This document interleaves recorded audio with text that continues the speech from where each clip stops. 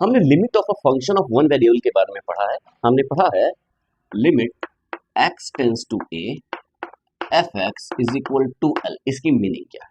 आज की क्लास में हम इस डेफिनेशन को एक्सटेंड करना चाहते हैं। Limit X Y tends to A B F of x Y is equal to L. इस डेफिनेशन की जो मीनिंग है उससे कोरिलेट करते हुए इसकी डेफिनेशन के ऊपर हम आना चाहते हैं। इसके बारे में मैंने एक लेक्चर में बताया हुआ है कि इसके डेफिनेशन की मीनिंग क्या है, इसके बेसिक्स क्या है। शॉर्ट में हम इसको देखते हैं, फिर हम इसके ऊपर आते हैं। ये जो डेफिनेशन है इसमें हमने क्या क्या चीजें देखी? हमने देखी यहाँ पर x tends to a, x tends to a हमारा फंक्शन दिया हुआ है f किसी a से r में। यहाँ पर जो फंक्शन दिया हुआ है f वो d से r में, जहाँ d जो है वो सबसेट ऑफ r स्क्वायर है और d ओपन सेट है। यहाँ पर a सबसेट ऑफ r है, ओपन सेट है, सेट ऑफ रियल नंबर। फिर यहाँ पर a एक पॉइंट ले रहे हैं, a belongs to r, a belongs to r।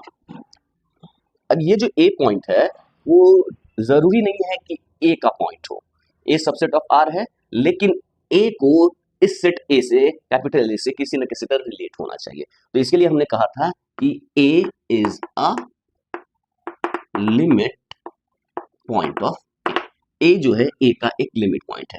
जब a का लिमिट पॉइंट है तभी उस पॉइंट पे हम फंक्शन के लिमिट की बात कर सकते हैं। लिमिट पॉइंट क्या होता है ये हम ऑलरेडी जानते हैं। तो यहां पर भी इस चीज को एक्सटेंड करते हुए हमें क्या ध्यान देना पड़ेगा? A B is a limit point of D. ठीक है, A B does not need to be in, जरूरी नहीं है कि उसको डी में होना पड़ेगा। ए लिमिट पॉइंट है तो लिमिट पॉइंट जरूरी नहीं है कि उस सेट का एलिमेंट हो। यहां पर same a need not be an element of a. हमने एक एग्जांपल यहां पर देखा था, limit x tends to 2 x square minus 4 upon x minus 2। यहां पर जो फंक्शन है ये हमारा f ऑफ x जो है वो है x square minus 4 upon x minus 2। तो हम यहाँ पे देख सकते हैं ये फंक्शन x इक्वल टू 2 के ऊपर डिफाइन नहीं है।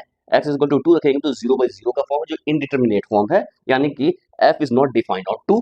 Clearly 2 does not belong to domain of f। f का जो डोमेन है उसमें 2 बिलोंग नहीं कर रहा है। लेकिन हमने हमारा जो पहला कैलकुलस का जो लिमिट का जो सेक्शन, उसको सबसे पहला एग्जांपल यही है जो पढ़ाया जाता है, x tends to 2 f of x minus 2। इसको हम लिमिट x टेंस टू 2 लिख के x minus 2 x plus 2 and x minus 2 लेते थे, इसको कैंसिल आउट करते थे, इसकी वैल्यू आती थी 4। तो हमने ये देखा था, ये चीजें हैं।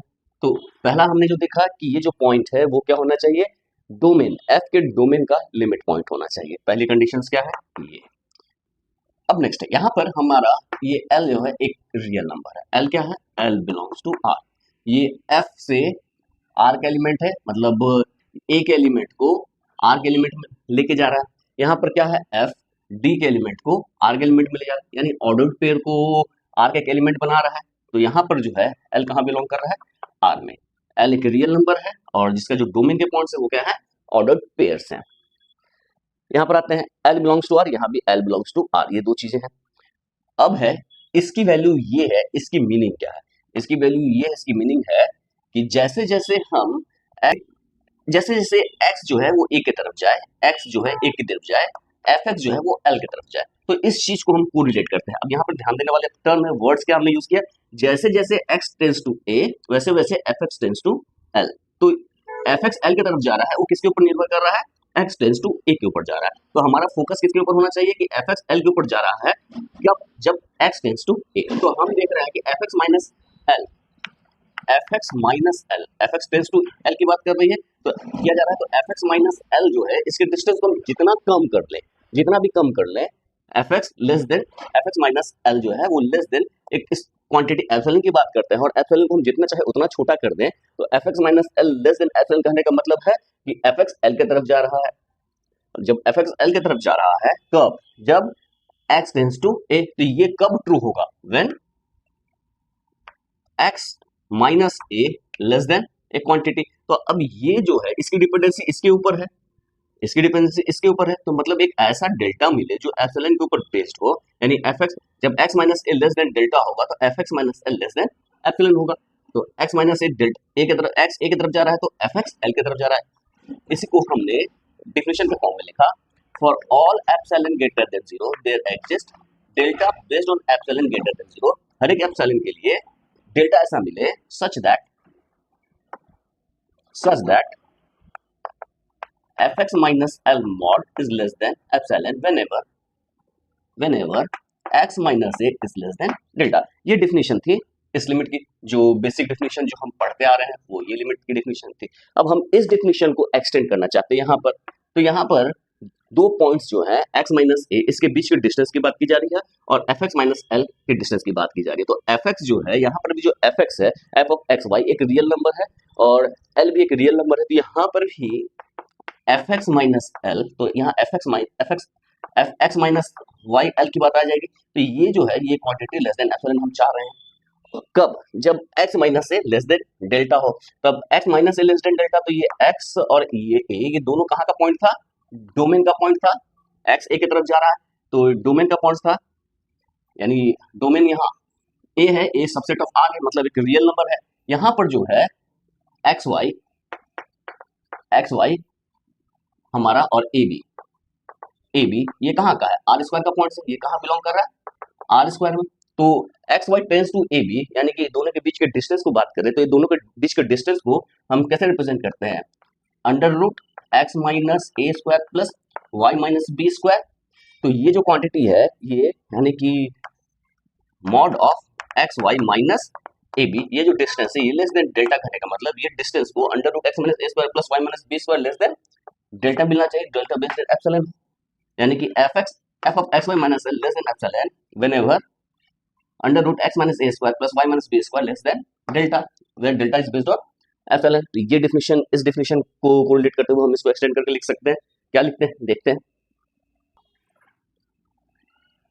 Limit X Y tends to A B F of x Y is equal to L means for all epsilon greater than 0 there exists delta based on epsilon greater than 0 such that mod of f of xy minus l is less than epsilon whenever under root x minus a square plus y minus b square is less than delta। तो ये कब होगा? जब ऐसा होगा। और whenever इतना, then we say that f of xy tends to L as xy tends to AB, or symbolically limit xy tends to AB f of xy is equal to L। ये डिफिनेशन हमारे पास है, यहाँ पर limit का definition ये थी। अब हम इस दो लिमिट के डिफिनेशंस को, ये वन वेरिएबल की डिफिनेशन है तो ये टू वेरिएबल की डिफिनेशन हो गई, और इससे हम आगे कैसे हम बढ़ते हैं, जैसे हमें कुछ शो करना हो कि लिमिट दिखाना हो कि इसका लिमिट ये एग्जिस्ट कर रहा है या नहीं कर रहा है। तो एग्जिस्ट करना नहीं करने का मतलब, यदि लिमिट एग्जिस्ट कर रहा है, इसकी वैल्यू ये होगी, तो हम कहेंगे कि ऐसा एप्सिलॉन मिलेगा और ऐसा डेल्टा मिलेगा इस एप्सिलॉन के बेस पे कि ये रिलेशन सेटिस्फाई करे। ये डिफिनेशन जो है, ये डिफिनेशन क्या मीनिंग निकलता है और इस डिफिनेशन का क्या मीनिंग निकलता है उसको हम देखते हैं।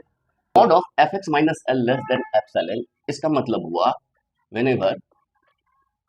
Whenever X minus is less than delta. ये डिफिनेशन हमारे पास है, और यहाँ पर है mod of F X minus L is less than epsilon whenever under root x minus A square Y minus B square less than delta, delta based of epsilon है।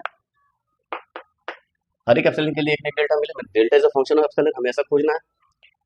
तो ये डिफिनेशन का मतलब हुआ कि x a की तरफ जा रहा है। इस मॉडुलस को हम थोड़ा एक्सटेंड करें तो इसको हम लिख सकते हैं कि एफ एक्स किसके किसके बीच में लाई कर रहा है? ये l प्लस एप्सिलॉन और l माइनस एप्सिलॉन के बीच में लाई कर रहा है। This is equivalent to this. इसको हम इस तरह लिख सकते हैं, व्हेनेवर x जो है ये a प्लस डेल्टा और a माइनस डेल्टा के बीच में लाई करे।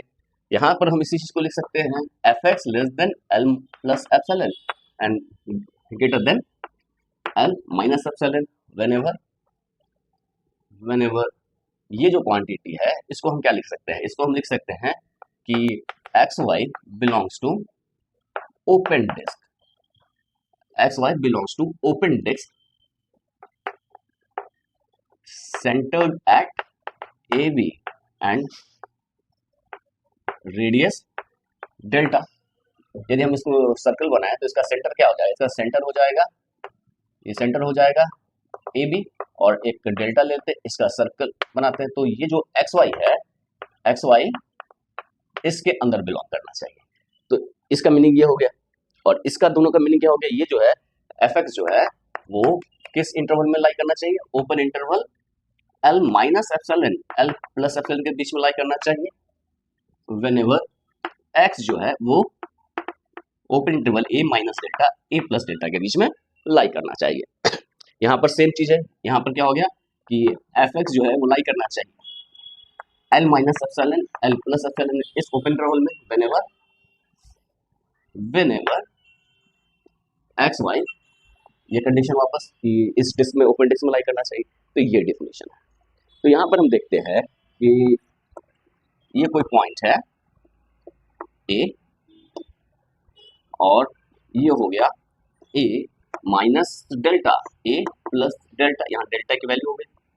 यदि इसको कहें, यदि ऐसा है और यदि हम इसको वैल्यू को एल माने तो L minus epsilon L plus epsilon कुछ ये वैल्यू होगी। तो जैसे ही एक्स जो है इसके बीच में लाई करे, इस इंटरवल का कोई पॉइंट लें तो एफ ऑफ एक्स जो है वो इस इंटरवल में लाई करना चाहिए, इसके बीच में लाई करना चाहिए, इसके बीच में लाई करना चाहिए। यदि एक्स इसके बीच में लाई करे तो ये साफ साफ नजर आ रहा है। अब इसी चीज को हम ऐसे भी लिखते हैं कि अब एक ही तरह एक्स को जो टेंड करना है इसके लिए दो ही रास्ता है, या तो इधर से आए या फिर इधर से आए। यदि इधर से आता है तो इसको लेफ्ट हैंड लिमिट करते हैं और इधर से यदि एक्स को हम एक तरफ टेंड करवाते हैं तो उसको राइट हैंड लिमिट करते हैं। तो हमारे पास दो टर्मिनोलॉजी यहाँ पर क्या है वो देखते हैं। Left hand limit, left hand limit क्या होता है, तो यहाँ पर एफ एक्स जो है वो एक तरफ लेफ्ट से जा रहा है, यानी कि हम लिमिट h टेंस टू 0 कर रहे हैं और 0 जो ले रहे हैं h हम एक पॉजिटिव क्वांटिटी ले रहे हैं जो हम a में से घटा रहे हैं। तो f a माइनस h कर दे रहे हैं जहां पर h is greater than 0, h greater than 0 है। तो h माइनस a जो है वो h में से a घटाए, a में से h घटाए तो a माइनस h जो है वो क्वांटिटी शो कर रहा है a से पहले वाला क्वांटिटी, और h जैसे जैसे 0 की तरफ जा रहे हैं तो a माइनस h जो है वो वैल्यू धीरे धीरे a की तरफ जा रही है। तो ये जो लिमिट है इसी को हम बोलते हैं लेफ्ट हैंड लिमिट। उसी तरह हम राइट हैंड लिमिट की बात करते हैं। ये लिमिट हो गया h टेंस टू 0, h कोई पॉजिटिव क्वांटिटी है, f a प्लस h यहाँ h ग्रेटर देन 0 है। तो ये क्या हो गया, राइट से a प्लस h क्वांटिटी क्या हो गई, इसके राइट के पॉइंट्स हो गए a के, और h को जैसे जैसे 0 की तरफ लेके जा रहे हैं h टेंस टू 0 तो f a plus h f a की तरफ जा रहा है। तो ये जो वैल्यू है ये राइट हैंड लिमिट हो गई। अब ये दोनों लिमिट जो है, if left hand limit is equal to right hand limit, तब हम बोलते हैं कि फंक्शन का पॉइंट ए पे लिमिट एग्जिस्ट कर रहा है। अब इसी को हम इससे रिलेट करने की कोशिश करते हैं। इस केस को हम थ्री डायमेंशन की बात कर सकते हैं, z is equal to F of x Y की तरफ ट्रीट कर सकते हैं। तो इसका जो ग्राफ है कुछ इस तरह से हम बना सकते हैं, this is x, this is y and this is z। अब यहाँ पर कोई पॉइंट है ए बी, अब इसके अबाउट एक ओपन डिस्क लिया, ये लिया डेल्टा। अब यदि एक्स वाई इसमें कहीं कोई पॉइंट है, ये कोई पॉइंट है एक्स वाई इस ओपन डिस्क का पॉइंट है, और यहाँ पर कोई पॉइंट है एल, तो L minus epsilon L plus epsilon के बीच में ही होना चाहिए। ये एप्सिलॉन है, ये हो गया एल प्लस एप्सिलॉन, ये हो गया एल माइनस एप्सिलॉन। यानी कि यदि इस ओपन डिस्क का कोई पॉइंट हो तो एफ एक्स की वैल्यू इसमें कहीं लाई करेगी, इस रेंज में एल प्लस एप्सिलॉन से एल माइनस एप्सिलॉन के बीच में लाई करेगी। तो ग्राफिकली हम समझे तो कुछ इस तरह से होगा। अब इसी को अब हम आते हैं इस पॉइंट के ऊपर। तो इस पॉइंट पे एक्स वाई को ए बी के ऊपर हमको टेंड करवाना है, और यहाँ पर एक्स को ए के ऊपर टेंड करवाना था। तो यहाँ पर तो दो ही रास्ता था, या तो लेफ्ट से जाए या फिर राइट से जाए। लेकिन इस पॉइंट पे आने के लिए हमारे पास बहुत सारा रास्ता है, यहाँ पे बहुत सारे पॉइंट्स है जिस पॉइंट्स के होते हुए यहाँ पर पहुंच सकता है। बहुत सारा ऐसा कर्व होगा, इनफाइनेटली मिनी कर्व्स हैं जिसके थ्रू हम जिस कर्व के थ्रू हम पॉइंट को ए बी के ऊपर टेंड करवा सकते हैं। कोई स्ट्रेट लाइन भी हो सकता है, कोई कर्व भी हो सकता है, बहुत सारा पॉइंट्स है। जिसके बहुत सारे कर्व के थ्रू हम इस पॉइंट पे पहुंच सकते हैं। तो यहाँ पर जैसे left hand limit right hand limit की बात आई थी, यहाँ पर लेफ्ट हैंड लिमिट और राइट हैंड लिमिट की बात नहीं आएगी। यहाँ पर हम ये कहना चाह रहे हैं कि एक पॉइंट पे पहुंचने का रास्ता बहुत सारा है, तो यहाँ पर लेफ्ट हैंड लिमिट और राइट हैंड लिमिट की बात नहीं हो सकती। तो ये हम जरूर यूज कर सकते हैं डिनाई करने के लिए कि किसी भी दो पाथ से लिमिट की वैल्यू अलग आ रही है, तो उस पॉइंट पे जो फंक्शन की लिमिट है वो एग्जिस्ट नहीं करेगी। मतलब ए बी के ऊपर हम पहुंच रहे हैं, एक पाथ ले रहे हैं, सपोज कीजिए एक ऐसा एक पाथ ले रहे हैं ए बी पहुंचने के लिए, उसको हम एक कर्व C1 के थ्रू जा रहे हैं, और एक पाथ ले रहे हैं C2 कर्व के थ्रू भी हम ए बी की तरफ पहुंच रहे हैं, एक्स वाई ए बी की तरफ पहुंच रहा है C1 के थ्रू भी, और एक्स वाई ए बी की तरफ पहुंच रहा है C2 के थ्रू भी। तो यदि दोनों केस में जो लिमिट है, यदि लिमिट की वैल्यू डिफरेंट आ जाती है, तो हम बोलेंगे कि फंक्शन की लिमिट एग्जिस्ट नहीं कर रही है। तो हम इसको देखेंगे, इसके एग्जांपल्स तो हमने बहुत देखे हैं। हम एक एग्जांपल करते हैं।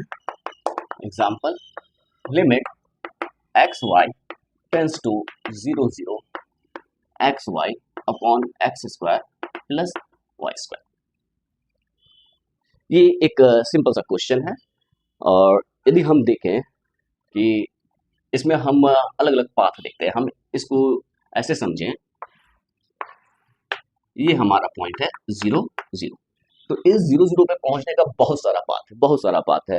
हम इस लाइन के थ्रू भी पहुंच सकते हैं, इस लाइन के थ्रू भी पहुंच सकते हैं, इस कर्व के थ्रू भी पहुंच सकते हैं, और इस एक्सिस के थ्रू भी पहुंच सकते हैं। तो हमारे पास इस पॉइंट पे पहुंचने के बहुत सारे पाथ हैं। यदि हम ऐसे देखें कि limit x tends to 0 y tends to 0 f of x Y, ये हुआ। तो इसके लिए स्पेशल टर्म है, इसको बोलते हैं रिपीटेड लिमिट। यानी कि हमें ऐसे निकालना है limit X Y tends to A B F of x Y. यदि ये एग्जिस्ट करेगा तो limit x tends to A y tends to, इसको ऐसे लिखें, x tends to A limit y tends to B F of x Y. ये जो है ये रिपीटेड लिमिट एग्जिस्ट करेगा और ये इस लिमिट के इक्वल होगा। और इसी को हम लिखते हैं limit x tends to b limit x tends to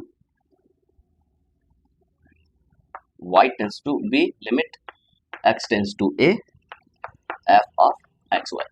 तो यहाँ पर पहले हम y को b की तरफ लेके जा रहे हैं, फिर x को a की तरफ लेके जा रहे हैं। यहाँ पर limit x tends to a, फिर limit y tends to b। तो ये दोनों रिपीटेड लिमिट्स हैं। ये क्या है?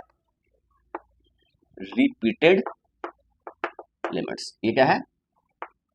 Repeated limits. तो यहाँ पर नोट करने वाली बात है, note if limit X Y tends to A B F of x Y L exist, यदि ये एग्जिस्ट कर रहा है, देन ये जो लिमिट है उस ये रिपीटेड लिमिट, दोनों की वैल्यू सेम होगी, अब वो हो जाएगी एल के इक्वल।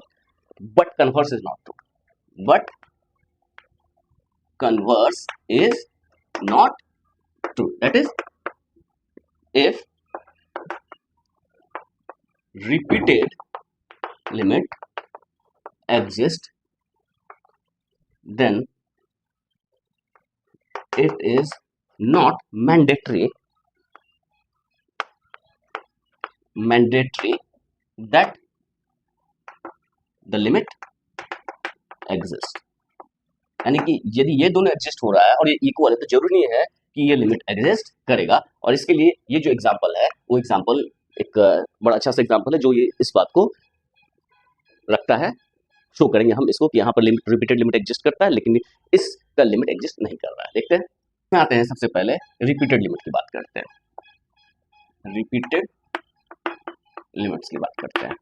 तो हम यहाँ पर limit X tends to 0 limit y tends to 0 X Y upon X square plus Y square. ये क्या होगा? लिमिट x टेंस टू 0 और y टेंस टू 0 पे इसको पूरा 0 बना देगा, 0 यानी कि 0 अपॉन एक्स स्क्वायर, और ये ऑलरेडी हो गया लिमिट x टेंस टू 0 0 यानी कि 0, and limit y tends to 0 limit x tends to 0 X Y upon X square plus Y square. ये वैल्यू क्या हो जाएगी? Limit X tends to Y tends to 0, ये हो गया 0 upon Y square limit Y tends to 0 0 यानी कि 0। तो ये रिपीटेड लिमिट्स जो हैं वो एग्जिस्ट कर रहे हैं और दोनों इक्वल भी हैं, लेकिन इसका लिमिट एग्जिस्ट नहीं करेगा।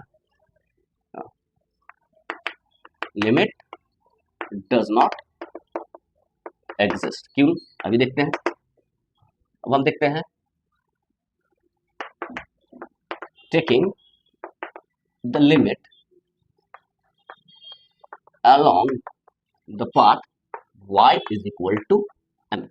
y is equal to mx यानी कोई स्ट्रेट लाइन है, ये ओरिजिन से पास करेगा, y is equal to mx, जहाँ m स्लोप है, स्लोप कुछ भी हम ले लेते हैं, m कोई भी क्वांटिटी है, पॉजिटिव क्वांटिटी है या नेगेटिव भी ले सकते हैं। तो y is equal to mx के थ्रू हम देखना चाहते हैं along the path y equal to mx, x y is equal to, हमने y is equal to mx लिखा है तो x, mx लिखते हैं, tends to 0 0 as x tends to 0। यदि x 0 की तरफ जाएगा तो x mx भी 0 की तरफ जाएगा, यानी कि x y 0 0 जाएगा along this path। तो लिमिट की बात करते हैं। In this case we have limit, हमने कहा यदि लिमिट एडजस्ट करेगा तो किसी भी पाथ से जाए तो लिमिट की वैल्यू इक्वल आनी चाहिए।